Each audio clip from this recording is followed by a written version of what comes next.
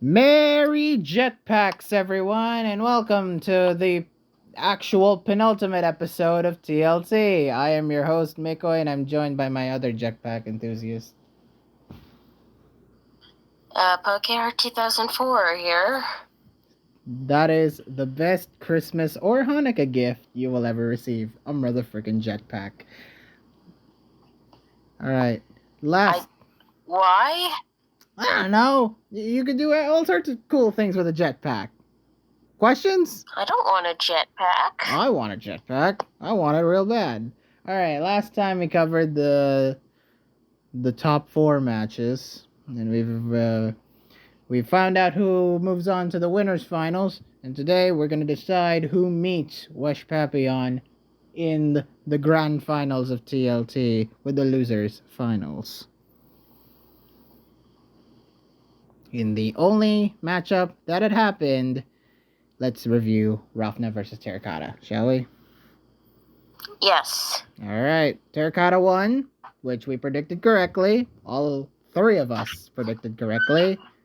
So, all you Rafna predictors out there, take the L. Alright, so here we go. But it was kind of an interesting game. It was kind of an interesting series. A lot of bad moments happened. Amongst the sea of like good plays, there were a lot of bad plays from either side. Might be a physical pain to rewatch in hindsight, not gonna lie. Alright, first game of this 5-game set, because they actually went to 5 games. First was Ubers, where there was a bit of a switching going on in the first couple of minutes. On physical Arceus, are especially normal, to prevent Will-O-Wisp. So usually I would think you do that instead of allowing it to get burned, but I guess getting burned has its advantages. Yes, the very nice play by Facade there. Definitely took advantage, because you would think like, oh, Tinglu would probably Thunder Wave, or yeah, Will-O-Wisp is probably the more optimal choice by that point. But yeah, well, it's fine. Terra started playing on the back foot for quite a bit, letting Rafna claim some kills by beating Landorus with Gold Giratina's Poltergeist, and Eternatus beating Glamora with Dynamax Cannon, letting him take the lead for a little bit, but saving all his energy for since turn 22, I think,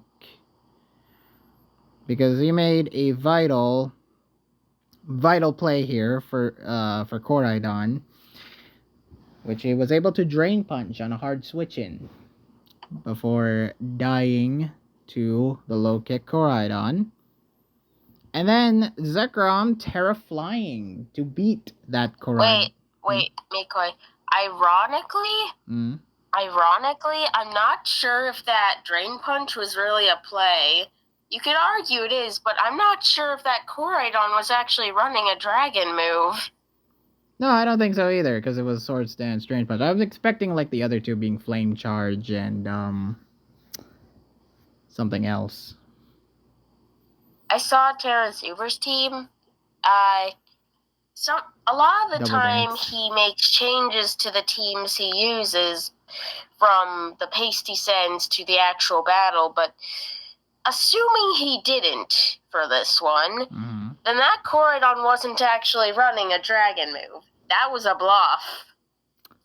A huge bluff. Might have been a huge bluff then. And Rafna walked right into it. So yeah, the Tinglu's Drain Punch. The Tinglu got Drain Punch, letting Koraidon get some health back before losing to the opposing Koraidon. Which I assume is Scarf. It is probably Scarf. Then Zekrom did the noble thing and Terra Flying against the low-kicking Koraidon to beat it and Eternatus with Scale Shot. So utilizing that dragon move right then and there. Yep. And then, letting Giratina kill it with Shadow Snake, which I'm kind of surprised it did that much, like 38%. But well, Mikoi, then you have to again, though, understand that stab from then again, the a minus physical defend. Giratina Yeah, and who may be running the orb, you know? Grizzly's Orb. Also, the fact that Zekrom was also -2 defense at this point. Yeah, and like that's also That's all a she wrote. stab move.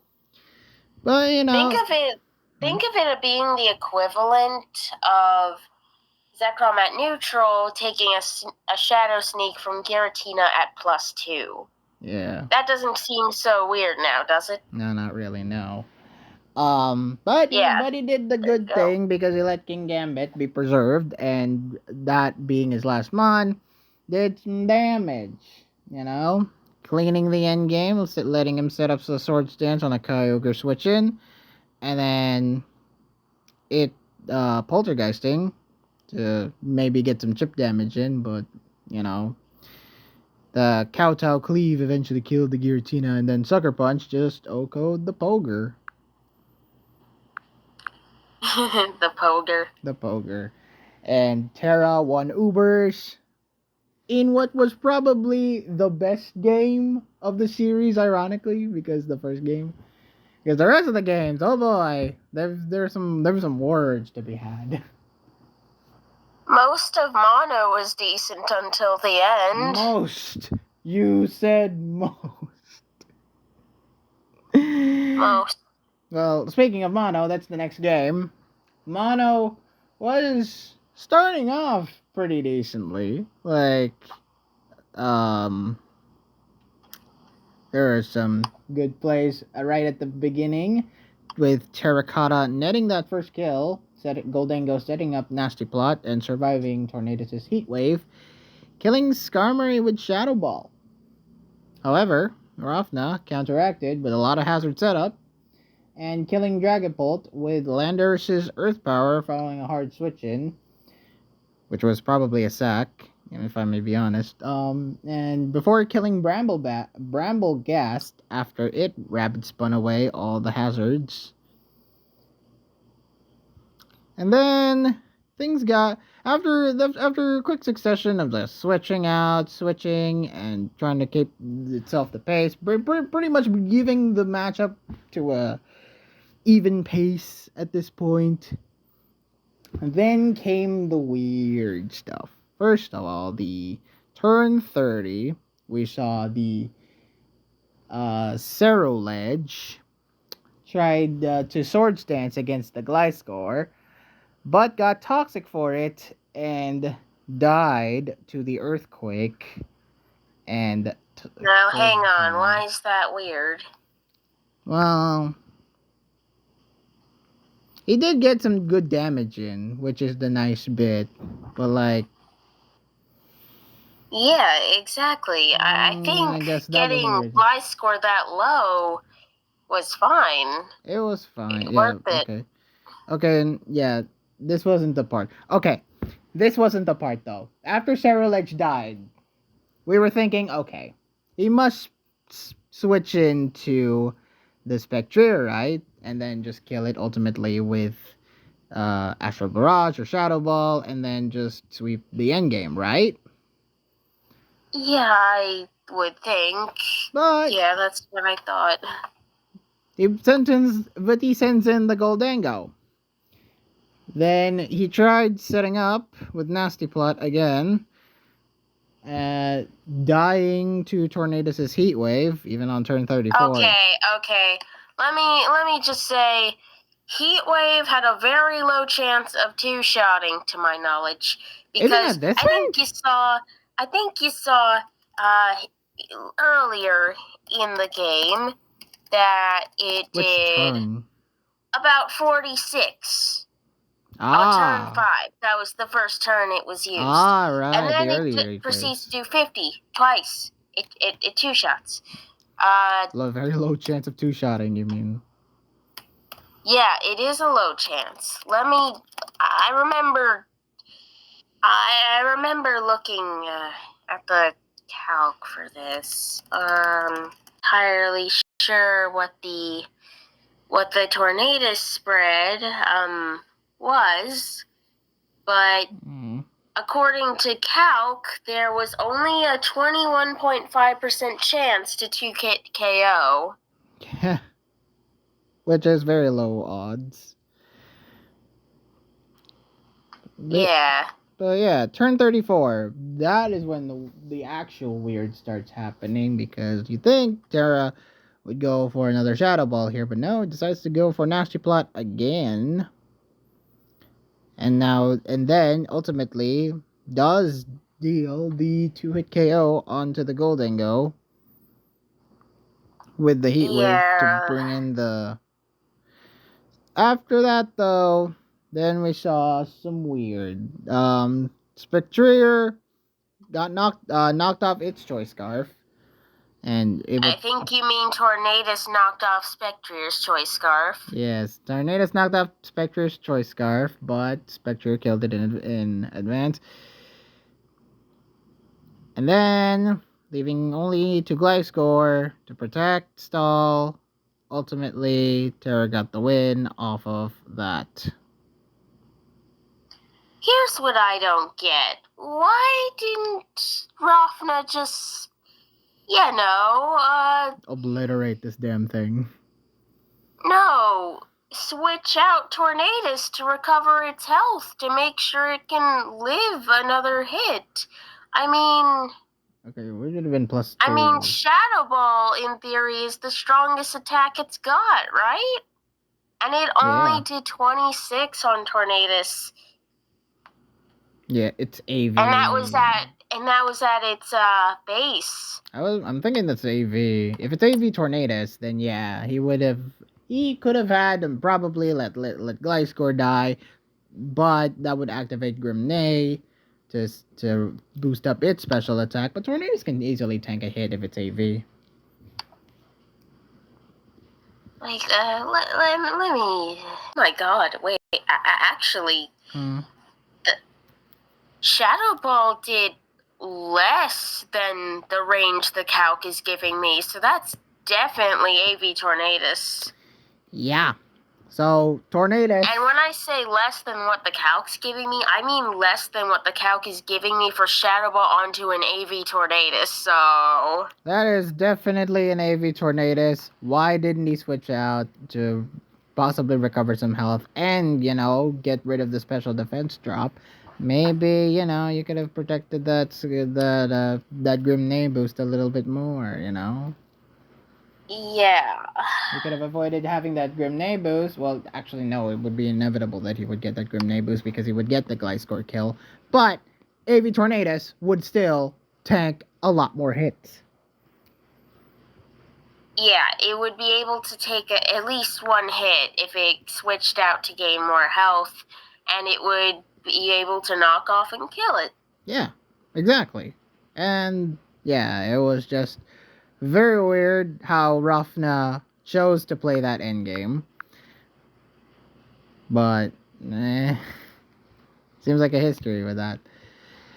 Anyway. Yeah, and it's funny. Terra did actively choke, but Rafna choked harder. Yes, Terra choked by not having the not having the Spectre endgame be earlier than expected, but Rafna did choke harder. Yeah. So, next up... In fact, part of that choke was letting Tornadus just... letting... I think part of that choke was also just letting Landorus just die like that. True. He could have maybe kept it. Could have sacked Gliscor, or had Gliscor stay in, send in the Landorus. Nothing can switch in on that Landorus. Nope. That deals a lot of earth power damage. And this way you also keep Torn in the back. Yeah, especially because, things AV. It's bound to a wall against Spectrier. Alright, yeah. I don't know. I don't know if that would have actually been the correct sequence to not choke, but yeah, I don't understand why Rafna stayed in. That was a very crucial. bad choke. Yeah, that was very bad. OU was next, and well, at least Rafna started to pull off a little bit of a comeback. He was down 0-2 going into Game 3, and now he has a chance to make it up, which he did. First, setting up the webs against Gliscor, who killed Rabambi with Facade, not Terad, before dying to Enamorous' Moonblast. Might I add, Moonblast with only a 25% chance to kill. At that range? Yeah, I mean that's specs, but still, that's a bulky Gliscor. That is one bulky ass Gliscor, but yeah, that was really surprising to see that. Then Deoxys red carded Iron Moth, which led to the Raging Bolt coming in and Calm Minding and Thunderbolting for the kill after it dealt psychic noise damage. And King Gambit managed to get lucky and flinched Tinglu a couple of times to beat it with Iron Head. Which was very lucky on the part of Rafna. Then the end game, we saw Ogerpon try to Terra Water against the Iron Moth and kill it with Ivy Cudgel, but got poisoned in the process, and Enamorous killed it, and Zamazenta with Moonblast later on, winning the game for Rafna. Yeah, everything went wrong for Terra in this game. Well, admittedly, when he lost from turn 1 because webs, but yeah. Well, I suppose webs didn't help, but nothing went his way. The flinches, the flinch, the poison, the roll early on. There was a couple of hacks moments that happened, which detrimented Terra in the long run and allowed Rafna to at least gain a win. And it wasn't his first. The other one is PU, which is very short. A very short game, but things still happened because we saw, first and foremost, the banded Arcanine. That's a Zoroark. Excuse me. First off was Zoroark, and then, you know... Excuse me, the Zoroark came first, but then came the banded Arcanine, which... Hey, Koi. What are you even referring to? Tell me what turn you're referring to, because as far as I know, only the Zoroark was banded. Wow, I am confusing myself with banded Zoroark for banded Arcanine. What the hell was I thinking? Just tell me what turn you're actually referring to, okay? Turn 4. The banded Zoroark chipped Copperajah. You think Arcanine learns knockoff? Yes. Actually, no, it doesn't. But yes. Yeah, the banded Zoroark beat up the Copperajah, chipped it pretty heavily before Decidueye was able to kill it. And then... Small criticism. When Decidueye came in on Gastrodon, I feel Gastrodon should have recovered rather than spiked. Is this a Decidueye?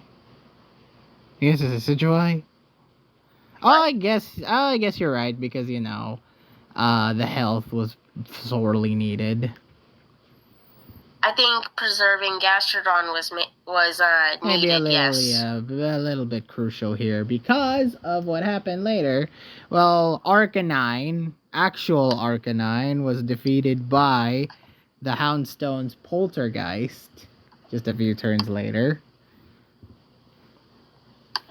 And then Meloetta came in and swept for Rafna, which, you know, he was able to do.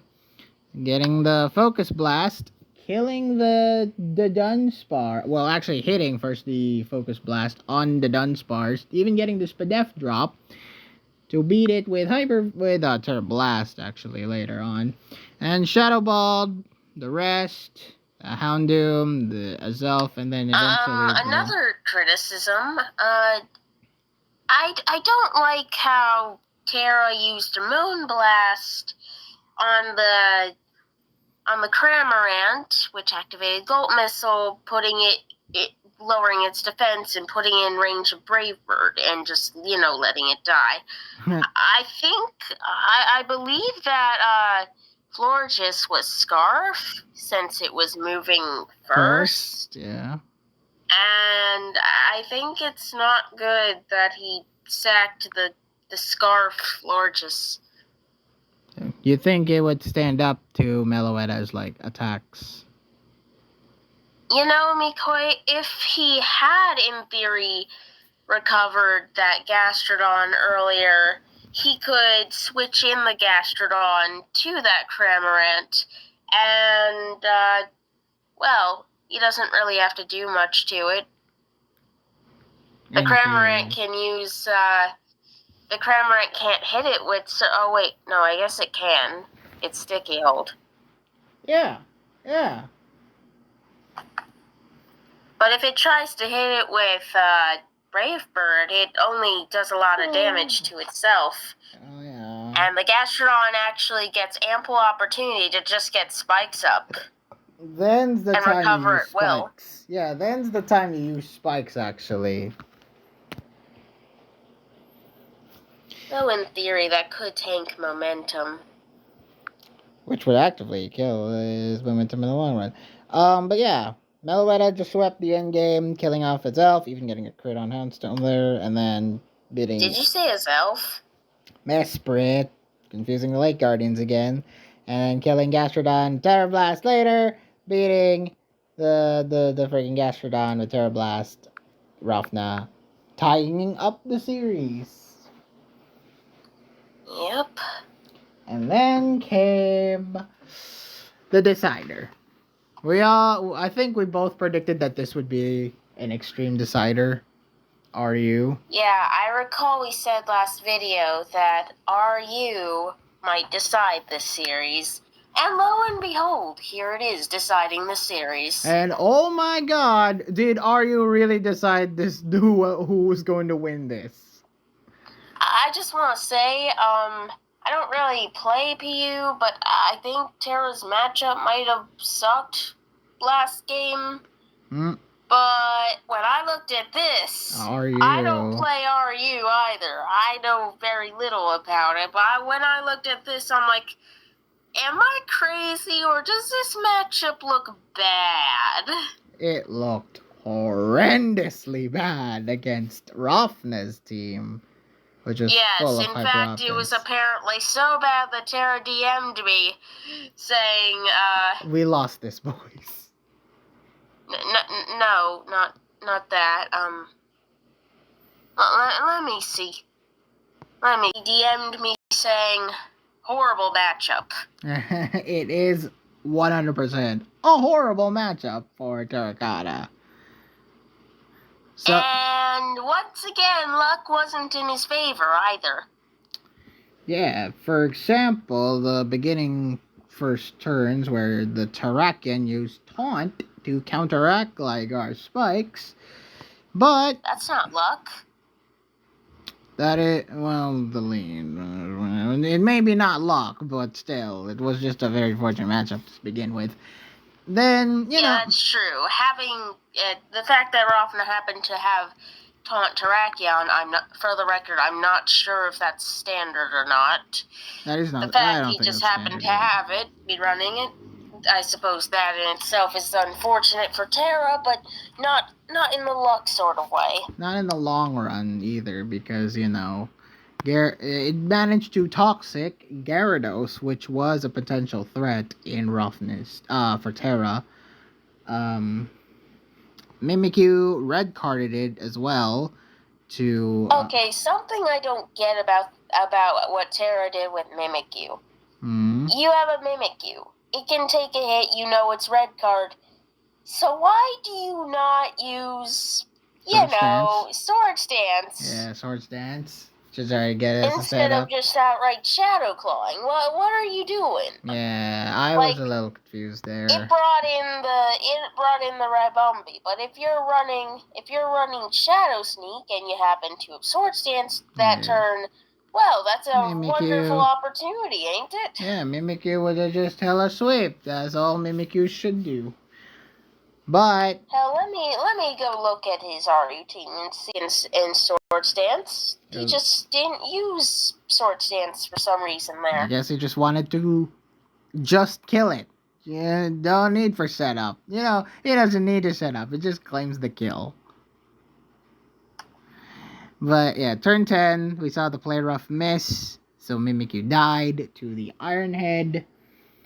Then Bisharp tried Terra Flying to beat Crocodile, even getting the Defiant boost off of it thanks to Intimidate.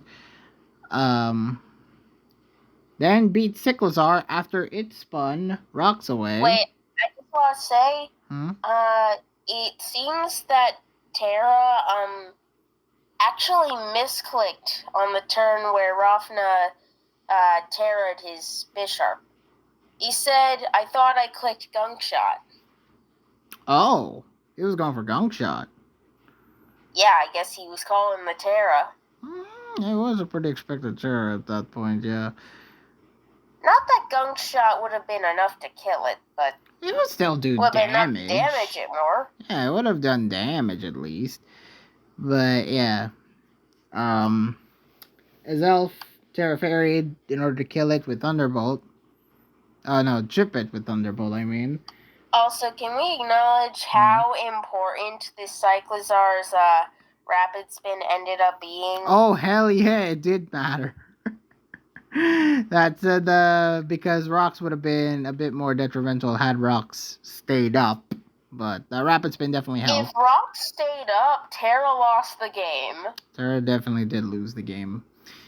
We'll talk about that in a bit. But yeah, Azelf, Terra Fairy to chip the Bisharp with Thunderbolt, and Terrakion also got Well, the idea was to kill it, but I suppose you can't just do that. And then after managing to get a Surf off of Terrakion, Empoleon died to the close combat. So it seems like, look at this. Look at this matchup right here. 1 versus 5 by turn 18. You'd think Rafna, okay. He has it was a yellow health Azelf doing 40 at 40%. You'd think that, okay, Rafna should probably finish this off very nicely. Boom. First of all, Azelf got off the mystical power, killing the Terrakion and boosting its special attack. That was nice. Jirachi dying very smoothly to a Shadow Ball. Yeah, from what I heard, that was a roll. It was a roll. Really. And one not in Terra's favor either. Really? I believe they discussed it.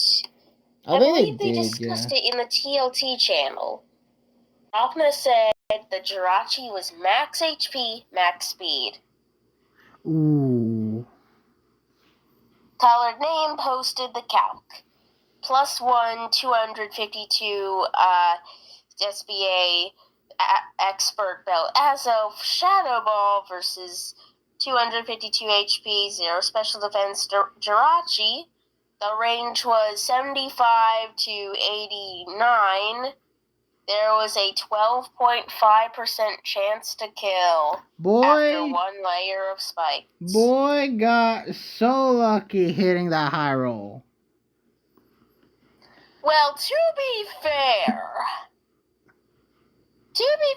Ragna got lucky plenty more times than Terra did over the course of this series. It's true. It's true. That was mostly in favor of Rafna.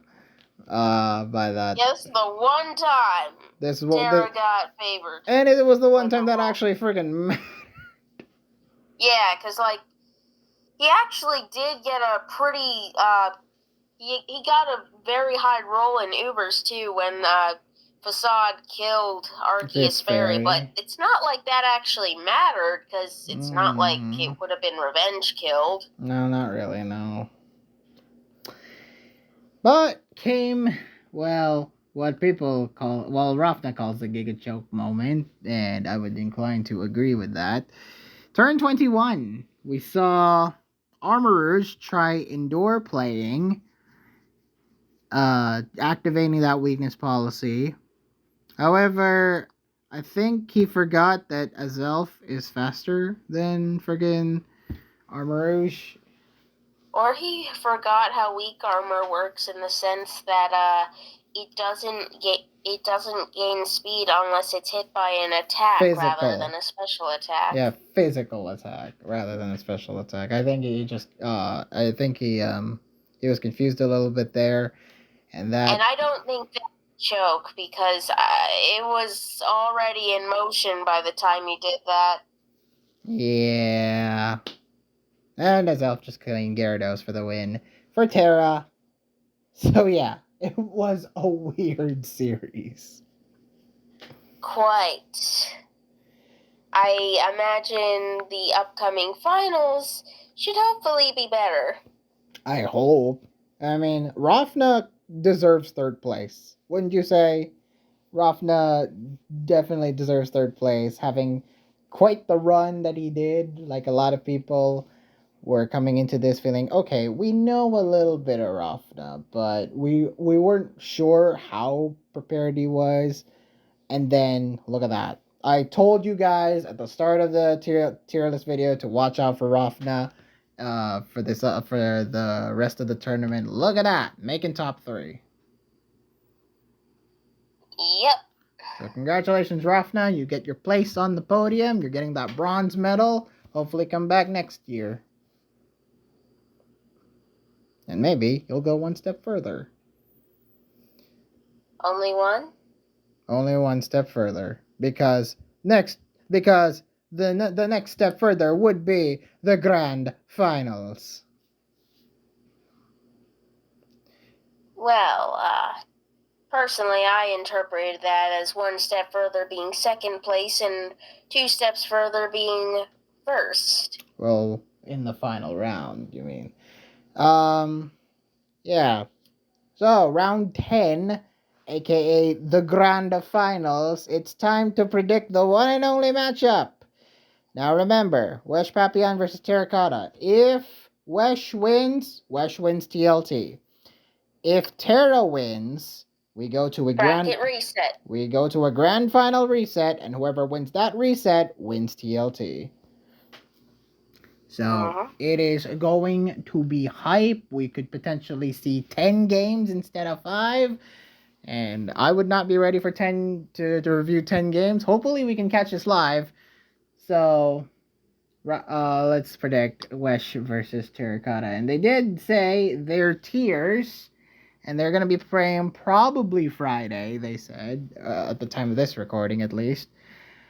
Yeah, that's what they said. That's what Tara also told me. So Friday at the minimum. Hopefully we can catch this live. I hope. I hope so too. So we can record and not freaking review these games after the fact. After, 2024 should be over. The tiers are Ubers, OU, NU, PU, LC.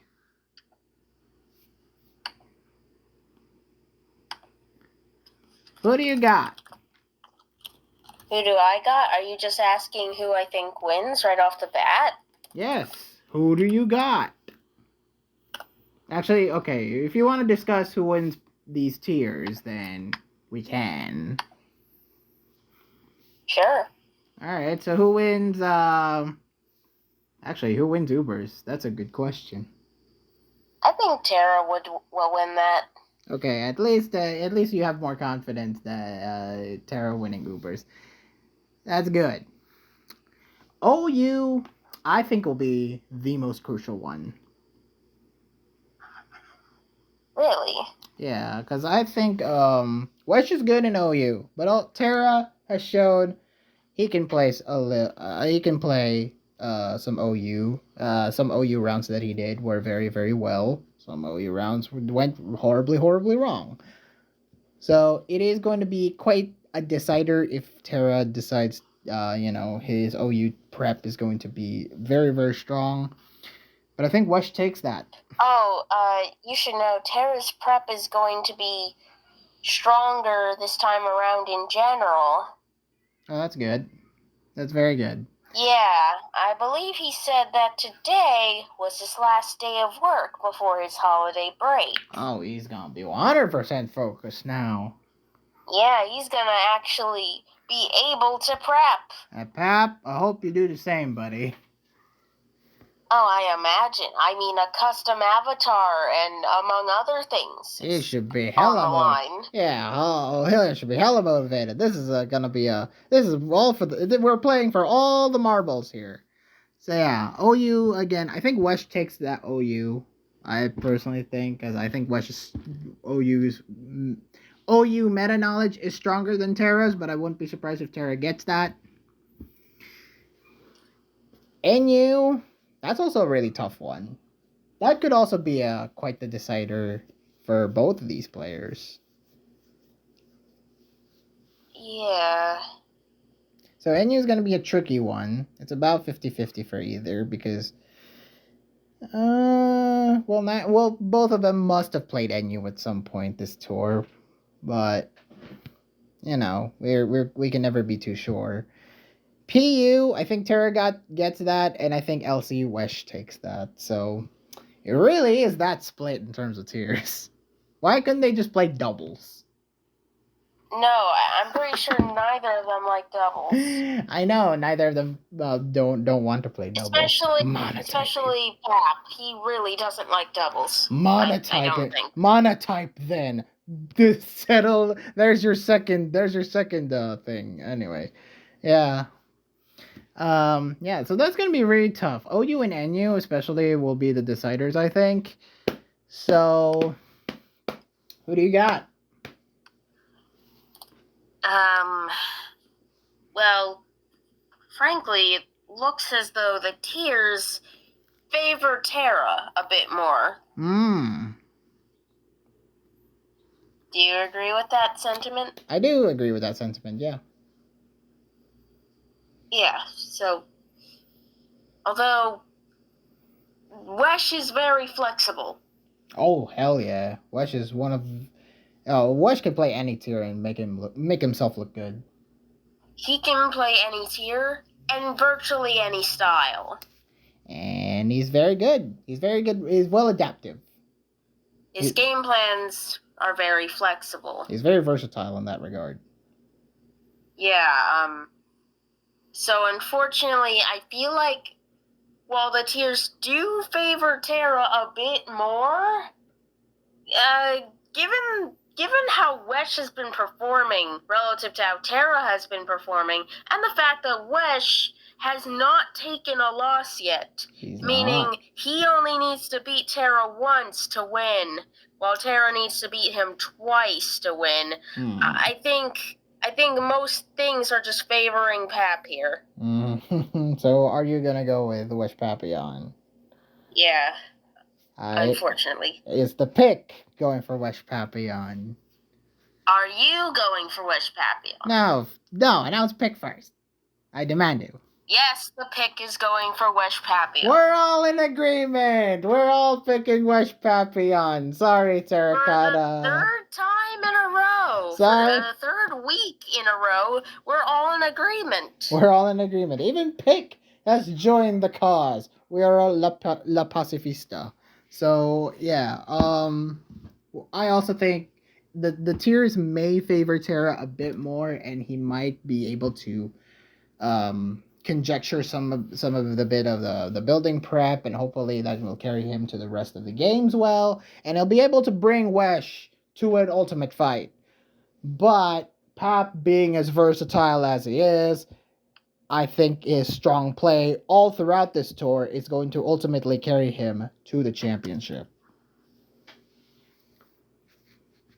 Makes sense. Either way, we're going to see a big one, folks. This is the grand finals of TLT. Wesh Papillon and Terracotta, both amazing players. Hopefully, we'll get to see some great action in the matches themselves. I can't wait. Neither can I. Anyway, that's all for this video. Thank you all for watching. Please like this video, leave a comment, subscribe, click that notification bell so you won't miss a video once it comes out. And I'll see you in the final week of 2024 when we talk about this grand final matchup and who won.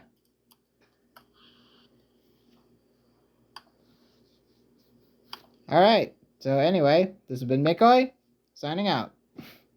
See you next week for the final video.